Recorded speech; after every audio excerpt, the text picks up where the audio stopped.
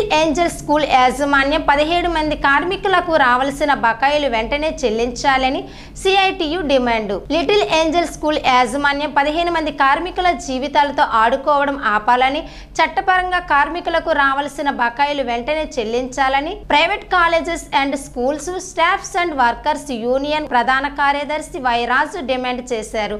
Little Angel school యాజమాన్యం సంవత్సరాల తరబడి కార్మికుల చేత చాకరీ చేయించుకోవడమే తప్ప కార్మికులకు రావాల్సిన గ్రాడ్యుయేటీ లెవెల్స్, క్యాష్మెంట్ చెల్లించడం లేదు. కార్మికులు క్రమశిక్షణగా అంకిత భావంతో పనిచేయాలని యాజమాన్యం నీతులు చెబుతుంది. యాజమాన్యం మాత్రం చట్టాలను తొంగలో తొక్కి కార్మికులకు రావాల్సిన బకాయిలను ఎగ్గొట్టి తమ జేబులు నింపుకోవడానికి రకరకాల కుట్రలు పొందుతుందని, సీనియర్ డ్రైవర్స్ కు జీతాలు ఎక్కువ చెల్లించాలని, 3 బస్ డ్రైవర్లను తాగి వచ్చారని తప్పుడు అభియోగం మోపి ఉద్యోగం నుండి తొలగించడమే కాకుండా వారికి రావాల్సిన లక్షల గ్రాడ్యుయేటీ ఎగ్గొట్టి మరో 3 కార్మికులను రిటైర్ అవగా 2 సంవత్సరాలు గడిచినా వారికి రావాల్సిన గ్రాడ్యుయేటీ ఎగ్గొట్టాలని చూస్తుందని లేబర్ కమిషనర్ ఏప్రిల్ 9, 2025 లోపల పరిష్కారం చేయించాలని యాజమాన్యం ఆదేశించారు.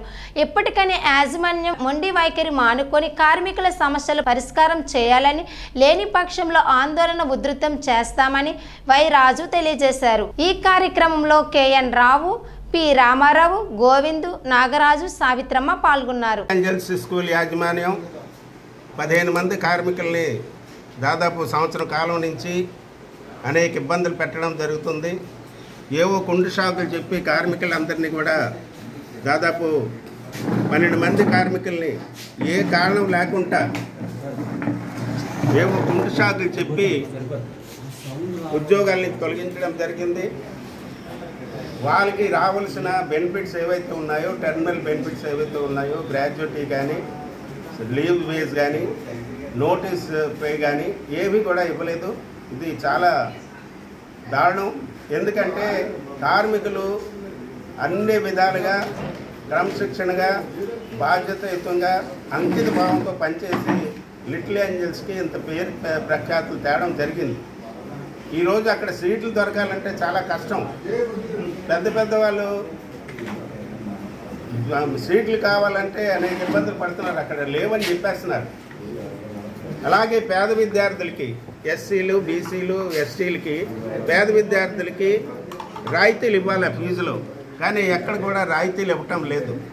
అటువంటి స్కూల్లో కార్మికులు నిజాయితీగా పనిచేస్తే వాళ్ళకి సంవత్సరాల తరబడి రిటైర్ అయిపోయిన తర్వాత 2 సంవత్సరాల తర్వాత యూనియన్ జోక్యం చేసుకొని పోరాటం చేస్తేనే కానీ వాళ్ళకి రిటైర్మెంటు పూర్తిగా చట్ట ప్రకారం ఇవ్వలేదు.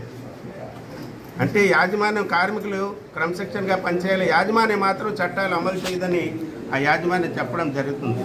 చాలా దుర్మార్గం.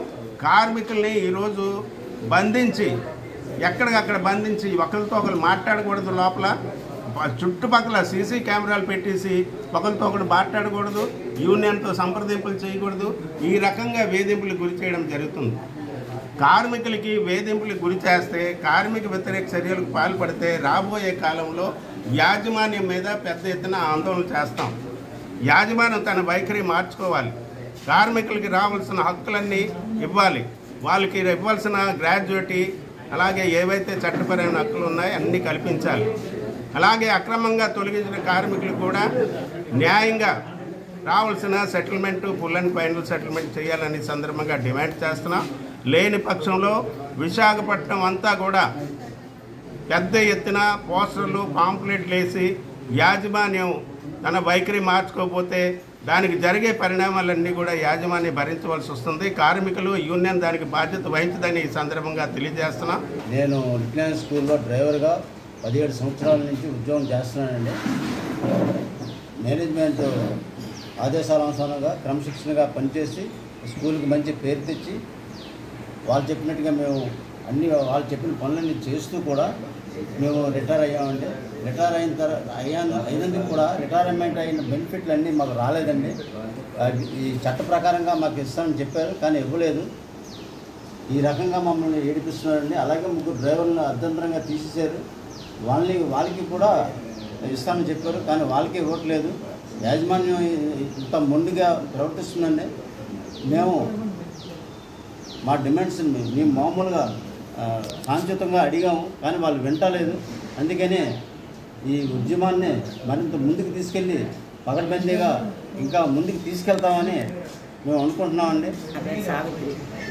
నేను 14 సంవత్సరాలుగా చేశానండి. అక్కడ 14 సంవత్సరాలు చేస్తే నన్ను వెళ్ళిపోమన్నారు. 14 సంవత్సరాలు అయిపోయిన తర్వాత వెళ్ళిపోమంటే ఏంటి సార్, నా పరిస్థితి బాగాలేదు, నేను వెళ్ళను అంటే, లేదు వెళ్ళిపోవాలి నువ్వు, వద్దు ఇక్కడ మా పంచాయతీ నీకు వచ్చినవన్నీ నేను ఇస్తానన్నారు. ఇప్పుడు వచ్చి నాకేమీ రూపాయి ఇవ్వలేదు సార్. నేను మొన్న వెళ్ళి అడిగి డిమాండ్ చేసి అడిగితే ఇస్తాను, ఎందుకు ఇవ్వను, నీకు ఇచ్చేసాను కదా అన్నారు. ముందు నాకు ఇవ్వలేదు సార్. నేను అందరూ సంగమేశ్వరరావు గారు అందరూ వచ్చారు, అప్పుడు వచ్చేటప్పుడు కూడా నన్ను పిల్లలేదు అంటే, లేదు నేను పిలుస్తానన్నారు సార్ అనేసి ఇప్పుడు దాకా ఇంకా మళ్ళీ మాట్లాడలేదు, ఏం అనలేదు సార్. మరి